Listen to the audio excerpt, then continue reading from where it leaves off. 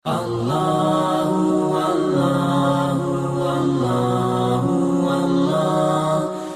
Ibnu Sirin rahimahullah, beliau pernah mendengar ada satu anak muda lagi mencaci maki Hajjaj bin Yusuf.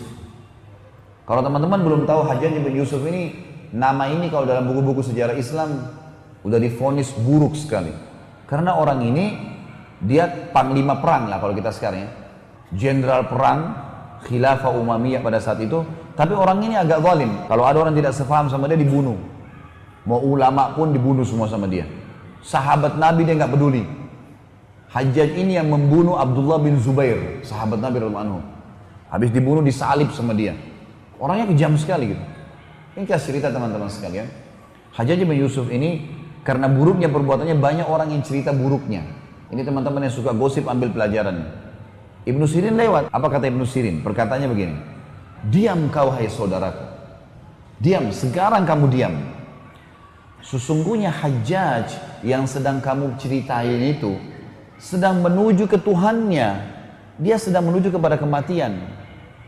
Dan kau juga sedang menuju ke Tuhanmu. Dan pasti kamu dan dia pada hari kiamat dipertemukan oleh Allah.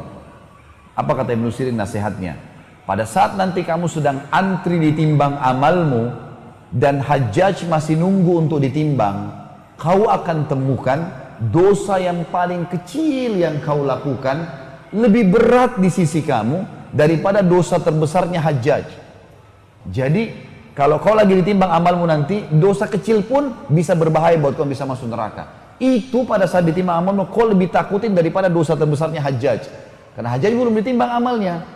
Itu artinya kamu hati-hati, perbuatanmu sendiri bisa menjerumuskan kamu.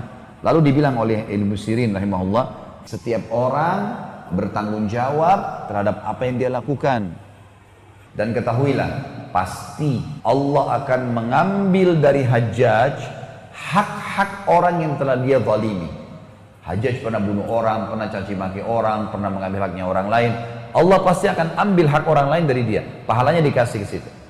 Tapi jangan lupa, kata Ibnu Sirin, juga Allah akan memberikan kepada Hajjaj hak-haknya dari orang yang menzaliminya. Baik, kalau Hajjaj pernah bunuh orang, pernah ini, urusan dia sama Allah. Kalau kau bisa nasihatin depan matanya, nasihatin depan matanya. Kalau enggak, jangan. Karena kalau kau ceritain dia, kau pun nanti akan diambil pahalamu dikasih ke Hajjaj. Ngapain kamu kasih pahala ke dia? Seperti itulah bahasanya. Lalu kata dia, mulai sekarang jangan pernah kau sibukkan dirimu untuk mencaci maki orang lain. Ada orang subhanallah begitu ya. Tiap hari cuma tahu kesalahan orang lain. Padahal dia sendiri punya banyak kekurangan. Sibuk dengan keluarganya orang, istrinya orang, suaminya orang, anaknya orang lain, pembantunya, pegawainya, pekerjaannya, pakaiannya orang lain. Semua dicari kesalahannya. Ini apa manfaatnya buat dia? Nggak ada sama sekali. Teman-teman sekalian, jangan buat musuh pada hari kiamat. Berat. Kalau antum punya masalah dengan orang, siapapun teman-teman sekalian di muka bumi ini, selesaikan hari ini, saat ini. SMS, WhatsApp kah, minta maaf kalau punya salah. Ada haknya orang lain, kembalikan. Belum mampu, minta tempo. Kalau kita mati, aman. Jangan siapin musuh hari kiamat. Karena kalau kita utang 2 juta di dunia ini, lalu kita sengaja nggak bayar, di akhirat kalau kita mau bayar 2 juta rupiah sudah nggak laku rupiah. Di akhirat gak dipakai lagi duit dunia ini. Dia mau 2 juta pahala. Bayangin 2 juta pahala itu. Berapa banyak sholat kita yang diambil sama dia. Ngapain kita bagi-bagi pahala begitu? Makanya Imam Bukhari rahimahullah pernah mau berburu sama teman-temannya. Sementara nunggu teman-temannya datang, beliau latihan panah di halaman rumahnya. Anak panahnya kena pagar tetangga, tercuil sedikit. Maka Imam Bukhari bilang sama pegawainya, disilakan dengan gulam. Sampaikan ke teman-teman saya kalau saya nggak jadi berburu. Sampaikan. Setelah balik pembantunya, langsung dia bilang, sampaikan kepada tetangga di sebelah, kalau tadi tidak sengaja Bukhari ini, Muhammad namanya, Muhammad ini memanah kena pagarnya, tercuil sedikit. Berapapun dia minta gantinya, saya akan ganti. Pembantunya Bukhari pergi ke sebelah. Ada salam dari Syekh Muhammad gini. Tadi dia memanah kena pagar Anda dan dia bersedia menggantinya. Kata tetangga itu mana? Dilihatin sedikit tercuil. Tetangganya jangankan pagar ini, rumah saya buat dia. Saya maafin. Waktu pembantu Imam Bukhari kembali teman-teman sekalian, apa yang terjadi? Imam Bukhari tahu berita, sujud syukur kepada Allah, bersedekah kepada fakir miskin. Kenapa? Karena nggak jadi punya musuh hari kiamat, karena pagarnya orang tercuil sedikit. Berapa kali kita rusak barangnya orang? Teman-teman yang suka sewa rental mobil, karena mobil rental main tabras saja sembarangan. Tak boleh teman-teman, tanggung jawab. Saya dengar berita di Indonesia ini kalau ada orang ngontrak rumah, ya ngontrak, dirusakin rumahnya orang. Bagaimana antum terima awalnya, kembalikan seperti itu. Kalau enggak, tanggung jawab hari kiamat. Saya subhanallah pernah ngontrak rumah di Jakarta. Sebelum saya keluar, saya panggilin tukang, cat semua, persis seperti itu saya masuk. Bahkan lebih bagus lagi daripada itu. Ada teman saya cerita, salah satu teman di Jakarta mengatakan, ada orang ngontrak bahkan, begitu keluar, dicabut semua jendelanya orang, pintunya orang.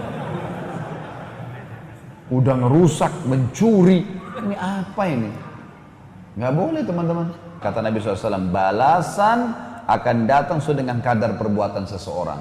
Hari ini mobil orang kita pakai sembarangan, main tabras, kena lubang, polisi tidur ditabras saja. Besok mobil antum akan dibuat seperti itu. Hari ini kita tendang seseorang, besok kita ditendang. Jadi teman-teman sekalian, hati-hati. Allah maha mengawasi dan mengontrol. Kisah yang kedua teman-teman sekalian adalah kisah Hasan Basri rahimahullah. Hasan Basri ini pernah satu waktu lagi jalan mengantar jenazah. Sambil mengantar jenazah, Imam Hasan Basri sempat teman-teman sekalian berzikir. Subhanallah, alhamdulillah, wala ilaha illallah, Allahu akbar. Ada anak muda di sebelahnya nanya, wahai imam, kenapa anda berzikir? Mau tahu? Ini kan ulama. Kok bisa? Memang ada sunnahnya orang antar jenazah sambil berzikir gitu kan. Maka kata Hasan Basri, hai anak muda, saya mau tanya, kalau jenazah ini tiba-tiba hidup sekarang, apa yang dia buat? Apa yang akan dia lakukan dari amal soleh? Kata anak muda itu, dia akan sholat, dia akan puasa, dia akan bakti sama orang tua, dia akan sedekah.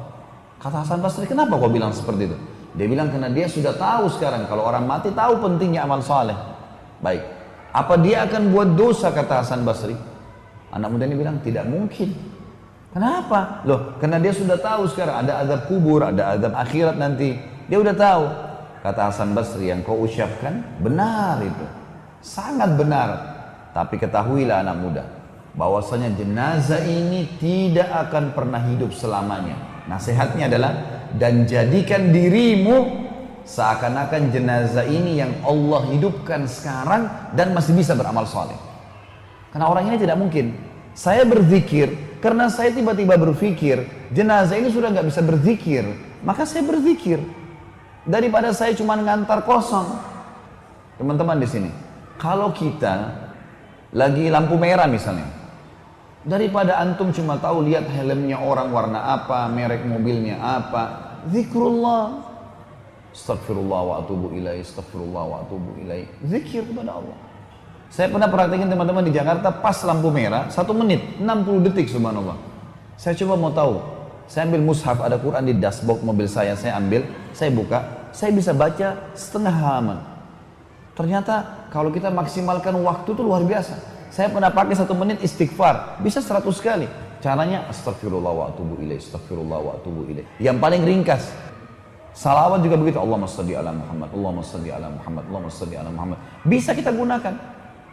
Lagi beli barang di supermarket, teman-teman sekalian, buka baju saja dan mau pakai baju, itu bisa dapat pahala. Zikir. Dan kalau bisa fokus di 2 saja, astagfirullah dan alhamdulillah. Astagfirullah bersihin dosa, alhamdulillah password nambah nikmat. Itu saja. Alhamdulillah, alhamdulillah, alhamdulillah. Terus ucapkan kalimat itu. Isi dengan ibadah teman-teman. Syekh bin Baz, salah satu ulama di Saudi, mufti Saudi, itu diceritakan oleh murid-muridnya. Mereka mengatakan Syekh bin Baz ini kalau terima teleponnya orang, sambil dengar orang bilang apa ngeluh, sambil berzikir. Nanti dia diam, kalau dia sudah jawab. Gak ada waktu untuk diam nih. Ucapin sesuatu, pahala. Kata Nabi SAW, kalau saya baca sekali subhanallah, walhamdulillah, wala ilaha illallah, wallahu akbar, 1 kali, lebih saya cintai daripada terbitnya matahari buat saya.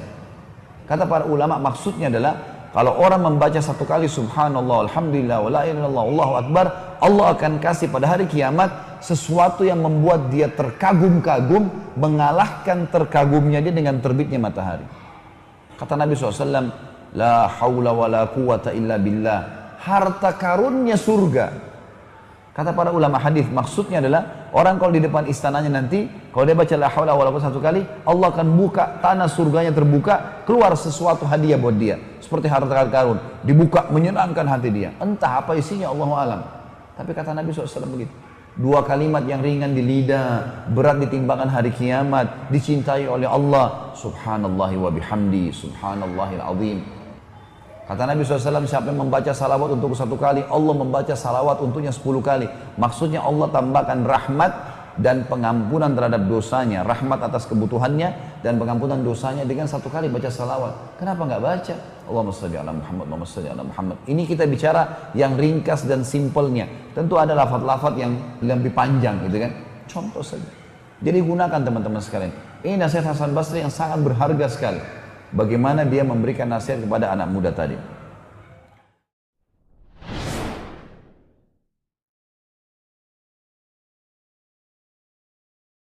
Mari kita sama-sama selalu follow dan juga tentu lakukan pada semua channel-channel dakwah yang baik yang menyebarkan agama Allah Subhanahu wa taala, karena hak itu kebenaran bila dijunjung tinggi dan dipertahankan tentu batil akan hilang. Namun kalau kita tidak bekerja sama dalam mendukung kebenaran, maka otomatis kebatilan akan merajalela.